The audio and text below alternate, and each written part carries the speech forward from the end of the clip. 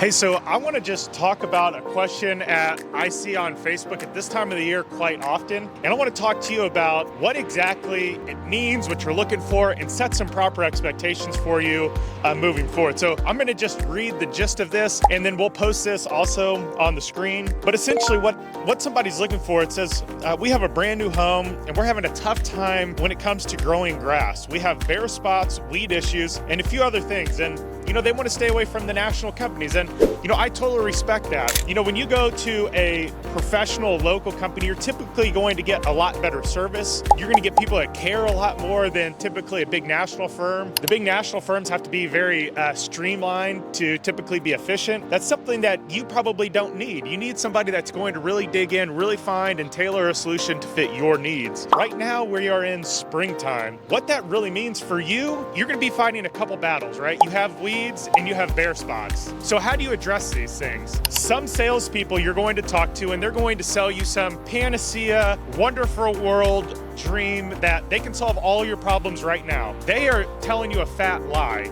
My job is to give you facts, give you reasonable expectations, and tell you really what it is, and then you can make the decision on your own for how you want to kind of proceed. We will give you our recommendations because we have been doing this for a long time. You have bare spots in your lawn, you have a new build, it's struggling, and you have a lot of weeds growing. That is very common. We hear this all of the time. You are not out in left field. You are not an outlier. This is very common. When you have a new build, a lot of what you have is going to be clay soil. And they have to do that by code. It compacts really well, which is not great for your lawn, but it is great for your house, which is a huge investment for you. Older houses that are built more on topsoil, you see those cracks in them a lot more. So they changed the code and now they build on clay. But now your lawn is also clay, and that's not a great thing for grass. It is a great thing for weeds, however. When you hire a professional company that is local, we are going to probably start you out with a soil test. And why we're going to do that is because there's no point in wasting our money or your money on a bunch of products that we don't know is going to work yet. We know that you need the core services. You need your nitrogen, all of the things that grass needs to feed and start keeping some of the weeds out. Just kind of like you need fats and proteins and carbs in your diet to be a healthy person. But your lawn needs these same core things. But since you're having a tough time growing grass, that means that clay soil is probably deficient in something. Whatever that something is, anybody could take their guess at it, but it's better to actually get a soil test, have it come back, and then now we can start amending the soil that is for your lawn. When we go to seed, you're not wasting your money. We could be the same as just all these national companies and just throw stuff out on your lawn and hope that it works and sell you this grand dream that, hey, your lawn's gonna be great in a year, and then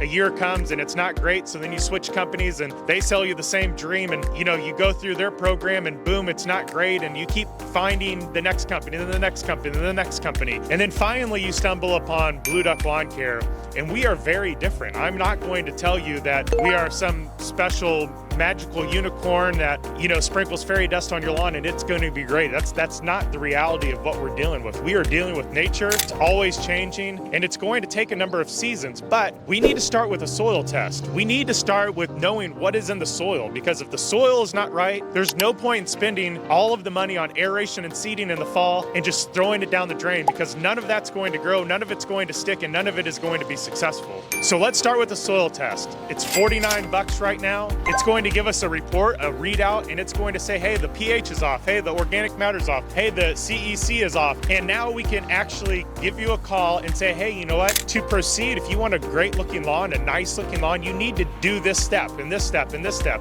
And it's going to take a couple of times. And then we're going to retest, and we're going to see how much we've made up and where we need to go in the future to get your lawn to be where it is. That's what we really need to do to get your lawn to be successful. But now you have weeds and you have bare spots. So what do you attack first? In a perfect scenario, what we're going to attack first is we are going to start feeding your lawn, and we are going to keep weeds out right now. We are going to deal with the bare spots until we get to the fall. Because if you seed right now in the spring, most of that seed is probably going to die. It's probably not going to survive the summer stresses of the heat and the dryness, and it's probably not going to do very well. But the other thing is, if you seed right now, we can't do weed control, or else the weed control will not be successful. So you're going to be growing weeds and grass at the same time, and now you still have to deal with weeds. It's just not a good scenario to try and grow grass in the springtime. So what we're going to do in a perfect scenario is we are going to continue attacking the weeds. We're going to keep fighting and keeping those weeds out, expanding the bare spots. We're going to start amending the soil to when we get to the fall, now our soil is in a good spot where we can aerate and seed, and that seed is actually going to take.